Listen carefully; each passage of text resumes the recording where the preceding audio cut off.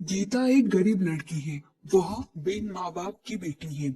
इसलिए उसकी सास और उसका पति उसे ज्यादा कुछ नहीं कहता। गीता के घर में गीता की ही चलती थी। वो जो कहती थी उसकी सास और उसका पति बिना कुछ कहे मान लेता था, क्योंकि वह एक बिन माँ बाप की बेटी थी और उसने शादी से पहले बहुत दुख दर्द सहा था। गीता घर का कोई काम नहीं करती थी। उसके घर का सारा काम उसका पति और उसकी सास करती थी और कुछ काम उसकी बेटी भी करती थी। गीता तो रोज अपना पर्स लेकर बाहर घूमने चली जाती थी। गीता को कोई कहता भी नहीं था कि वो इस तरह रोज बाहर ना जाए या घर का काम करे। घर का काम उसका पति और उसकी सास कर लेती थी। लेकिन एक दिन उसके पति को उसकी सास ने कहा कि बेटा, गीता को ना रोको टोको तो उसको समझाओ कि इस तरह रोज बाहर जाना सही नहीं होगा। हाँ, वो बाहर जा सकती है, पर वो अगर कभी कभार जाए तो ठीक है, लेकिन अगर वो इस तरह रोज बाहर जाएगी तो हमारे समाज में लोग क्या कहेंगे। ये सब सुन के गीता का पति बहुत परेशान रहने लगा।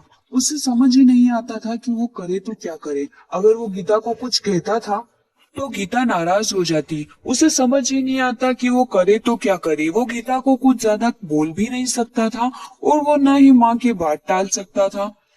इसी तरह गीता रोज अपने ससुराल वालों को कुछ न कुछ कहती रहती। घर में कुछ भी करना हो गीता की ही चलती थी। वो अपने पति और अपनी सासू को बहुत बातें सुनाती थी। अगर उनसे कोई काम ठीक से नहीं होता तो भी वे उन्हें डांट लगाती थी। फिर भी उसका पति और उसकी सास चुपचाप उसकी सारी बातें सुनते रहते थे।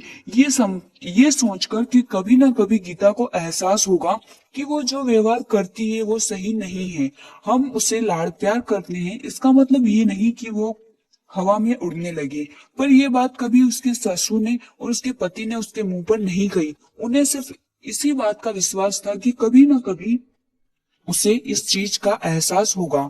एक दिन ऐसे ही गीता अपनी सहेली रश्मि से मिलने जाती है। वो दोनों काफी दिनों के बाद मिलती है।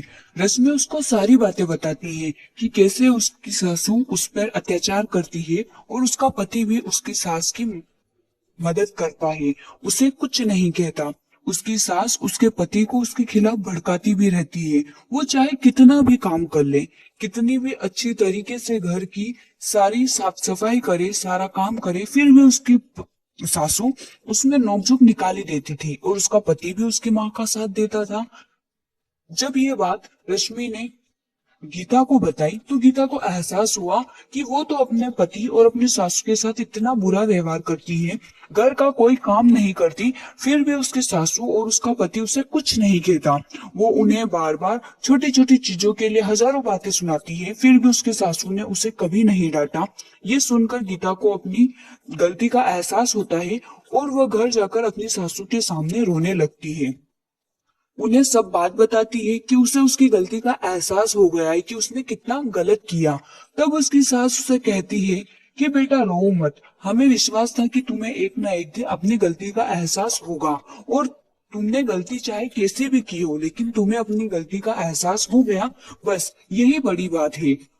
अब हम सब साथ मिलकर हंसी खुशी रहेंगे। तुम बिल्कुल शौक मत मनाओ, क्योंकि हमें पूरा भरोसा था कि तुम एक अच्छी लड़की हो और तुम्हें एक न एक दिन अपनी गलती का एहसास जरूर होगा। इसके बाद गीता और उसका परिवार साथ मिलकर हंसी खुशी रहने लगा। वो सब मिलकर सारा काम करते और हंसी खुशी जीवन यापन करते। अगर आपको स्टोरी अच्छी लगी हो तो वीडियो को लाइक और चैनल को सब्सक्राइब जरूर करें।